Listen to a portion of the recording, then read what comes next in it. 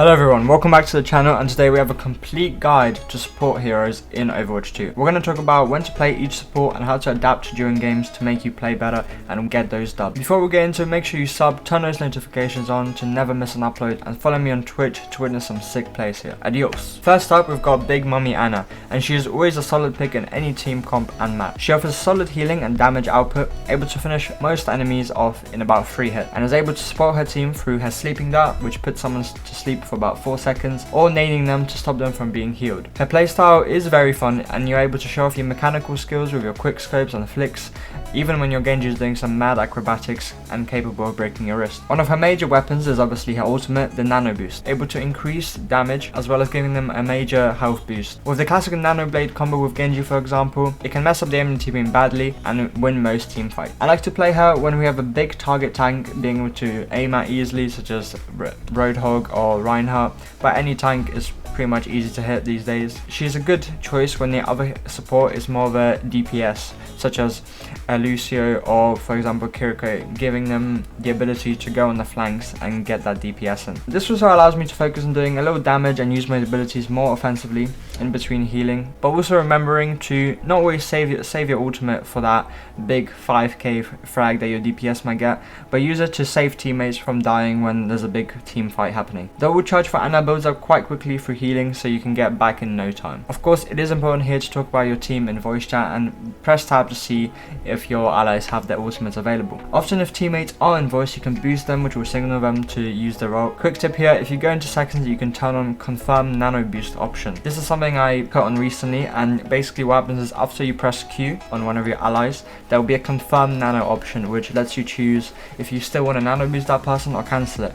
And this is really useful when maybe you press Q on the wrong person and you accidentally nano boost your Lucio, which obviously we don't want. It's a bit hard to get used to at the start, but you can get used to it quite quickly, and you can see the positives that you can bring from that. So then we talk about when wouldn't you play Ana. For me personally, I wouldn't play Ana in combos when the other support is playing something with a high healing output. So for example, a Baptiste maybe, because the Ana and Baptiste kind of have a similar role in that way. If we do have a Baptiste, for example, I would much rather play one of the other supports where I can be a bit more aggressive in my play. Also, slim characters such as Junker Queen, Genji, Mercy and Pharah, they can be quite hard to hit, so if you make sure you practice and warm up so you're able to get that quick flicks and be able to heal them. Also, of course, Ana doesn't have much mobility, so it's really important that you get your positioning spot on in case they dive you. Also, if the opposition have a dive comp with Winston, Lucio, Reaper, whatever, something that you can easily get caught off guard on when they flank you, it would be useful to maybe try another support in that way if you keep dying repeatedly and you're not able to help your team in any way. So next up, let's talk about Baptiste, and he is another solid support which may be overshadowed by other supports at the moment. I normally like to go Bap with my tanks, go something more slimmer such as Zarya, as when her bubbles run out, then you can throw your immortality to save them. Same with Junker Queen and her shout, as the immortality lamp is a very powerful ability.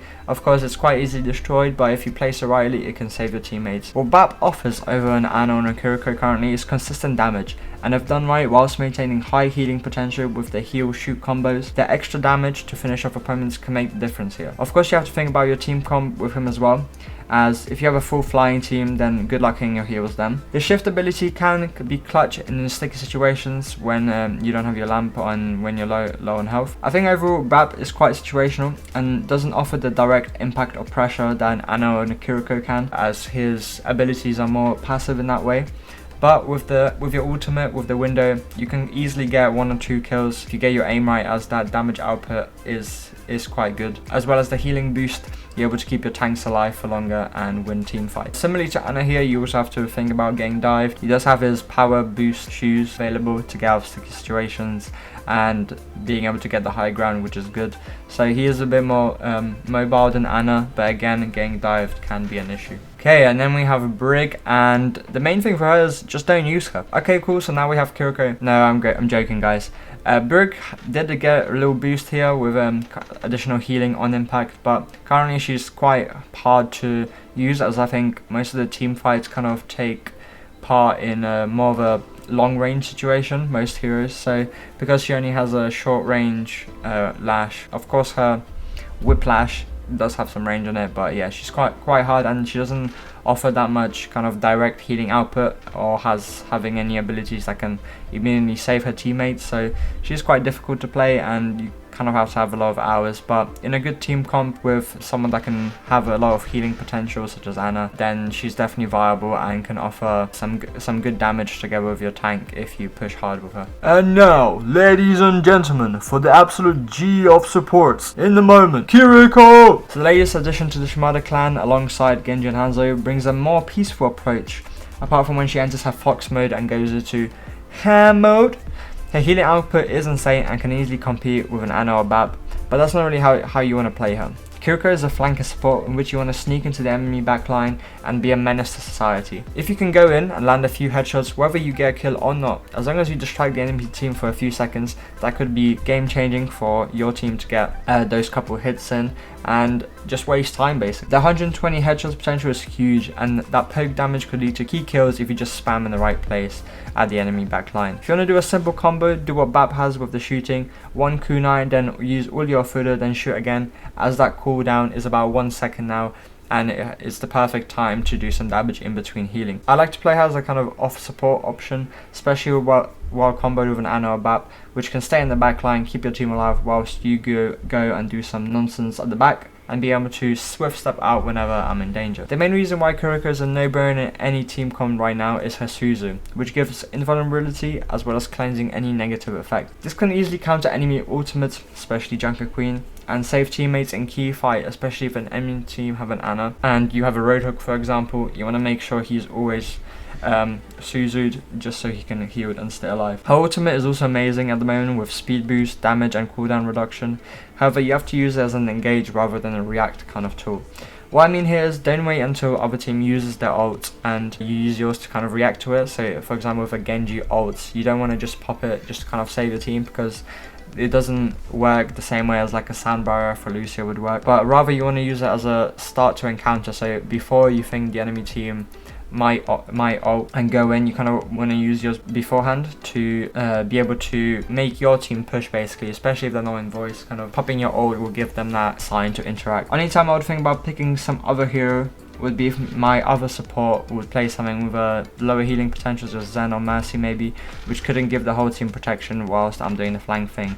So sometimes you might need to play Kiriko as more as a passive role and kind of spam from your own backline and just make sure everyone's healed up. Other than that, Kiriko is definitely S tier. Only thing I see other Kiriko players do is turn her into a healing bot, and then they are surprised they are losing games when you have 12k healing by only 1k damage. That's just not how you play the character, and you really need to apply pressure with her to make her work. So give yourself a chance, practice your aim, getting on the flanks, and you'll definitely start seeing results. Now we're on to the frogman himself, Lucio. Still very good in Overwatch 2, especially because of his speed boost that allows for quick engages and rush based comps, as well as the sand barrier being a great ult to counter enemies, or using his boop to save teammates from hooks or whatnot and get those environmental kills. With him, it really all depends on how comfortable you are with the movement. For a more casual Lucio enjoyer like me, I'll probably play him more passively, make sure my team is alive, booping danger away, get those speed boosts in. However, you can be a really good flanker, such as the main man Frogger, go into the enemy spawn, bully the Widow, and get those key kills. Of course, you have to think about the fact that Lucio isn't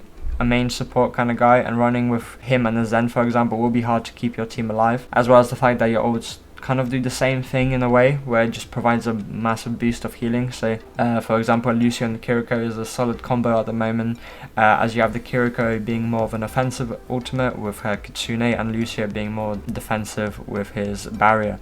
And that's why we kind of saw it a lot in Overwatch League. So yeah, make sure you kind of think about that, make sure your supports nicely balance out, and if you feel like your teammates are dying a lot, maybe try and play a different support if it's not working. Then we have Mercy, another recent change to her with removing of her passive, and rather now when she heals someone, she gets part of that healing for herself. The guardian agent of the team, biggest Mercy players, deadest hero in the game. I'm kidding, chill guys, chill.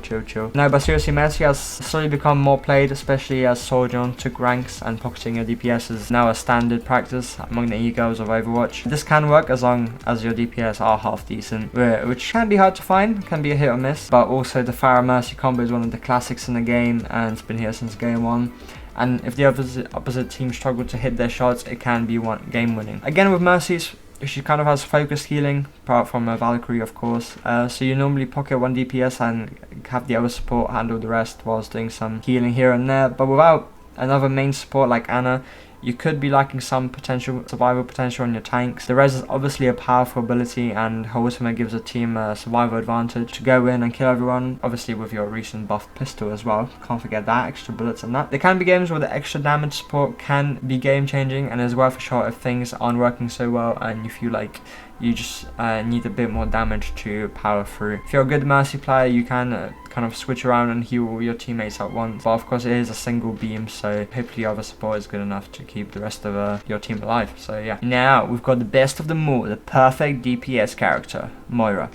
Haven't seen her being played much lately, to be honest. It's hard to balance her play style between doing the healing and damage. She definitely has a high output potential for both, and you normally see her have very high healing and damage in most games, probably more than characters such as Ana, as well as her ultimate being able to do both. My only problem when using her is the ability to kind of have that immediately save a teammate ability when a burst of damage comes in, as she doesn't really have like a sleep dart or a nade or a left shift for Baptiste or Lamp to be able to instantly save a teammate. But character, yeah, like Ana and Kiriko all offer something like that, but she lacks, whether her playstyle is more consistent healing over time. You do see those TikTok Moiras out there, big shout out to you guys, and it can work, especially with her recent buff, getting healing back from her damage ult. But to make her work, you really gotta be able to take on the chin that you might need to do a bit more healing and allow her to do damage as the other support.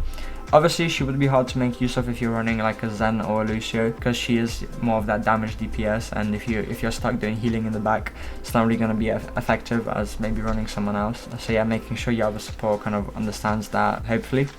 But yeah, just think about if you're running like a Zen, Lucio, Mercy and Moira, it may be a bit hard to keep your teammate alive and have that big impact. But yeah, very solid character at the moment, very annoying to get killed as a support. So yeah, fuck you Moira players, but yeah, solid character. Then we've got big boy Zen. You normally choose him when your hitscan DPS can't quite kill that fire mercy combo, so you get Discord the shit out of them and spam your balls till they fall from the sky. But on a real, Zen can get you lots of damage if you're able to hit your shots, and if you charge them up, you can easily one-shot most characters, especially if their tank is a big problem for you. Discording him, helping your team out that way, can be a big game changer. If you've got a high healing output on your team, if you're running like an Ana Baptiste and you feel like you just need a bit of a push to get your team through, he's a really good pick to get that extra damage in. He's also quite good at healing your flanker heroes, so if you've got a Wrecking Ball, Genji, stuff like that, you're able to just put your orb up there, and as long as you've got line of sight, you're able to heal them without actually doing anything actively. So yeah, he's quite good in those flanker comps sometimes. Only problem you may face is if someone dives you, apart from kicking them away a little bit with your knockback, you're basically fucked. So yeah, make sure you scream to your team very loudly to save you. But yeah, if you're getting dived, obviously you have to think about, if you keep dying, there's no point carrying on, you just gotta switch. But if they leave you alone, you can output a ton of damage, steamroll a team by just discording left, right and center, calling out who you've discorded so your team can focus them. And yeah, really solid support. Obviously he hasn't been played that much just because of his lack of kind of mobility and just being able to get that direct impact. But yeah, solid pick, and if you're pumping those balls of death, they're going to be scared of you. Obviously Transcendence is a sick ultimate. I see a lot of people kind of saving it for when the other team ults, but even if you use it to save yourself, sometimes it can be really important just to keep yourself alive in a team fight. So don't be scared to just solo ultimate yourself in moments, because yeah, you're a support, you're an important member of the team, gotta keep your life, sir. Think about yourself. But yeah, really good character, and yeah, think about choosing him if your team needs a bit more damage. Cool, so that's the end of this one. Hope this little guide helps out those new Overwatch geezers out there with your support picks. It's a really fun role to play, as long as you don't think about this role as just being a healer and think about yourself as being a support, that you're not just there to provide healing for your team but have an impact in the game, because if you don't take advantage and make things happen, you may see yourself losing games. So yeah, be out there, be flexible, as some games that are switch to win, you know, you gotta face it. If one character isn't working, try something else. So have a few in your bank to be able to switch if things need be. That's it for me. Make sure you sub, leave a comment who your favorite support is right now, and I'll see you in the next one. Cheerio.